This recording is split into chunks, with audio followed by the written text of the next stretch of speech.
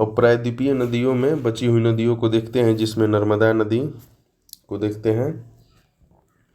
नर्मदा नदी का उद्गम अमरकंटक पठार के पश्चिमी पार्श्व से होता है। इसका उद्गम अमरकंटक, जो मध्य प्रदेश क्षेत्र में अवस्थित है, अमरकंटक से होता है और इसकी ऊंचाई लगभग 1057 मीटर से इसकी ऊंचाई से उद्गमित होती है। और दक्षिण में सतपुड़ा और उत्तर में दक्षिण में सतपुड़ा नदी, सतपुड़ा पर्वत, दक्षिण में सतपुड़ा पर्वत और उत्तर में विंध्य पर्वत के बीच में मध्य यह भ्रंश घाटी से बहती हुई संगमरमर की चट्टानों में खूबसूरत महाखड्ड और जबलपुर के निकट धुआंधार जलप्रपात बनाते हुए लगभग 1312 किलोमीटर दूरी तक बहने के बाद यह भड़ौच के समीप खंभात की खाड़ी में अपना मुहाना बनाती है और 27 किलोमीटर लंबा ज्वारनद बनाती हैं। लगभग 27 किलोमीटर ज्वारनद। नर्मदा नदी डेल्टा नहीं बनाती हैं।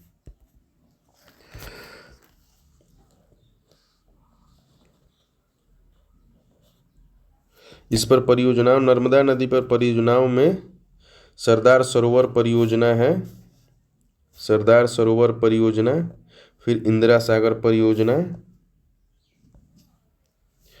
सरदार सरोवर परियोजना, इंदिरा सागर परियोजना और ओंकारेश्वर परियोजना, ये तीनों नर्मदा नदी पर अवस्थित है। और इसकी सहायक नदियों में छोटा तवा, जो महाराष्ट्र में रानीपुर बांध बनाया गया है, छोटा तवा इसकी एक सहायक नदी है। नर्मदा नदी की एक सहायक नदी छोटा तवा नदी है, छोटा तवा नदी है।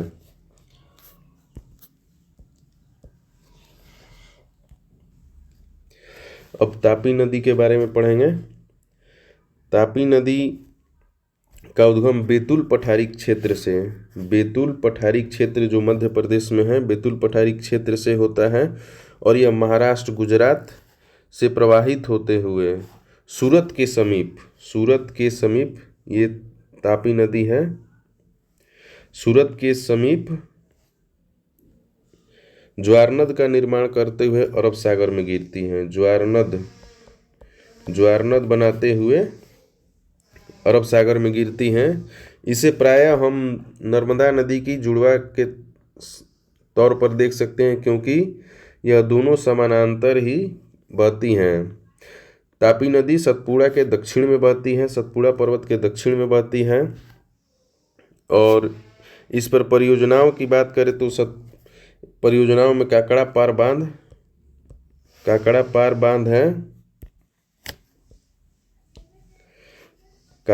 बांध है, जो एटॉमिक सेंटर और भारी जल के लिए जाना जाता है।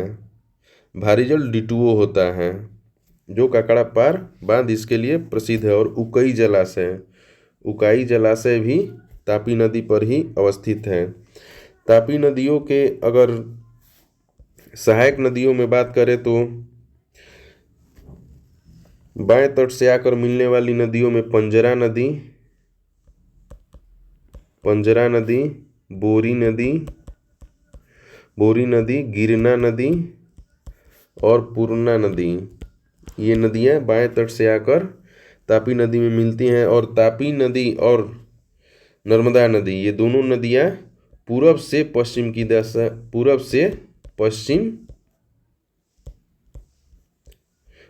की दिशा में प्रवाहित होती है।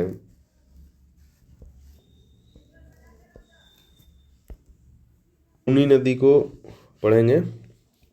लूनी नदी अरावली पहाड़ के पश्चिम में राजस्थान की सबसे बड़ी नदी तंत्र है। लूनी नदी राजस्थान की सबसे बड़ी नदी तंत्र है।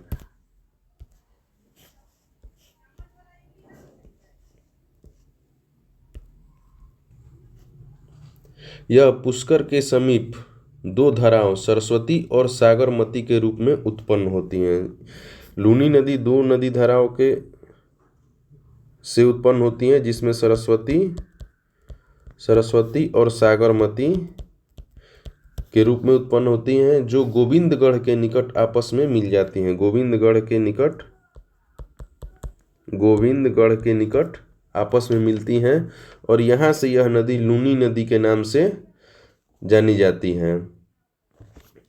लूनी नदी तलवाड़ा तक पश्चिम दिशा में बहती है और तत्पश्चात दक्षिण पश्चिम दिशा में बहती हुई यह कच्छ के रण में विलुप्त हो जाती है, मतलब समा जाती है। ये इसका मुहाना सागर तक नहीं पहुंचता है और इसका अपवाह क्षेत्र राजस्थान और गुजरात में है और यह अंतःस्थलीय प्रतिरूप का उदाहरण करती है, क्योंकि इसका मुहाना सागर तक नहीं पहुंच पाता है।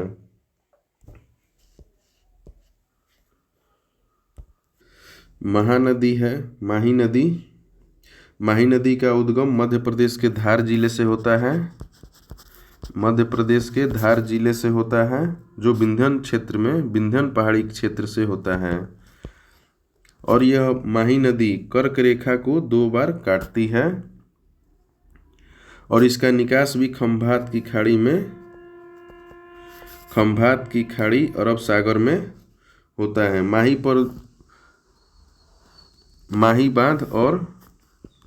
बांध और कडाना बांध 2 माही नदी पर बनाए गए हैं, जिसमें कडाना बांध गुजरात में है और माही नदी का अपवाह क्षेत्र राजस्थान, मध्य प्रदेश और गुजरात तीनों राज्यों में फैला हुआ है। और फिर बात करेंगे साबरमती नदी की। साबरमती नदी राजस्थान और गुजरात दोनों राज्यों में बहती है। राजस्थान और गुजरात दोनों राज्यों में बहती हैं और इसका उद्गम अरावली पर्वत के दक्षिणी क्षेत्र से होता है और इसका भी निकास साबरमती नदी का भी निकास खंभात की खाड़ी में अरब सागर में होता है और यह आबू पहाड़ी को अरावली से अलग करती है। साबरमती नदी आबू पहाड़ी को अरावली पहाड़ी से अलग करती है। गांधीनगर और अहमदाबाद नगर प्रमुख नगर इस साबरमती नदी के तट पर अवस्थित हैं और गुजरात में इस नदी पर धारोई परियोजना साबरमती नदी पर बनाई गई है।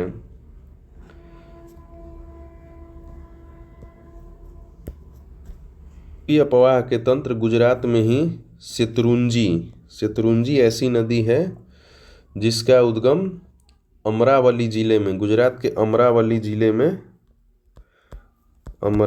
जिले में डलकाहवा क्षेत्र से होता है। इसका उद्गम शत्रुंजी का उद्गम अमरावली जिले के डलकाहवा क्षेत्र से होता है और फिर भद्रा नदी है जो अनियाली गांव के निकट से निकलती है। अनियाली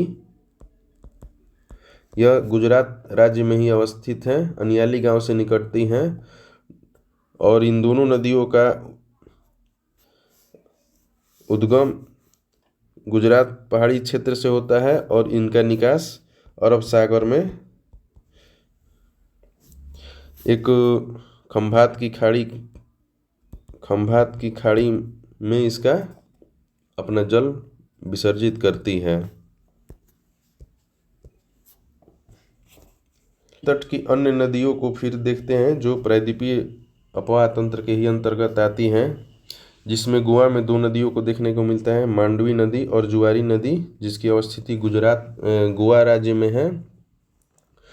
जबकि गोवा राज्य फिर शरावती नदी है जो कर्नाटक राज्य में है, पेरियार और पंबा नदी भी है जो केरल राज्य में है और इन सभी का प्रवाह पूरब से पश्चिम की तरफ होता है और इनका निकास अरब सागर में होता है।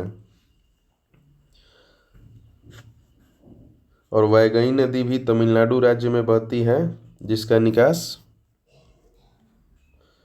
अरब सागर में होता है। शरावती नदी पर गरसोप्पा या महात्मा गांधी जलप्रपात है जो शरावती नदी पर अवस्थित है और यह भारत का सबसे ऊंचा जलप्रपात है। जो गरसोप्पा जलप्रपात है यह भारत का सबसे ऊंचा जलप्रपात है। सबरीगिरी परियोजना है जो पिंबा नदी पर केरल में अवस्थित है। सबरीगिरी परियोजना पिंबा नदी पर है जो यह केरल राज्य में है। फिर पल्लीवासल परियोजना जो मंदिरा पूजा नदी पर केरल में अवस्थित है। मंदिरा नदी पर पल्लीवासल परियोजना जो केरल राज्य में अवस्थित है। फिर सारामती परियोजना जो लिंकनमती परियोजना पर है, ये भी सारामती नदी पर अवस्थित है जिसकी अवस्थिति कर्नाटक राज्य में है। मुल्ला पेरियार बांध परियोजना है जो पेरियार नदी पर अवस्थित है। मुल्ला पेरियार बांध है जो पेरियार नदी पर अवस्थित है। इडुक्की परियोजना भी पेरियार नदी पर अवस्थित है जो तमिलनाडु राज्य की परियोजना है। केरल की तट रेखा छोटी है और केरल की सबसे बड़ी नदी भरतपुझा है जो अन्नामलाई पहाड़ी से निकलती है। इसे हम पोन्नानी के नाम से भी जानते हैं और यह शरावती नदी कर्नाटक के शरावती नदी से इसका अपवाह क्षेत्र बड़ा है। इसका अपवाह क्षेत्र लगभग 5397 किलोमीटर में फैला हुआ है और इसके फिर पेरियार नदी केरल की दूसरी सबसे बड़ी नदी है पेरियार नदी और इसका जलग्रहण क्षेत्र लगभग 5243 वर्ग किलोमीटर में फैला हुआ है। धन्यवाद।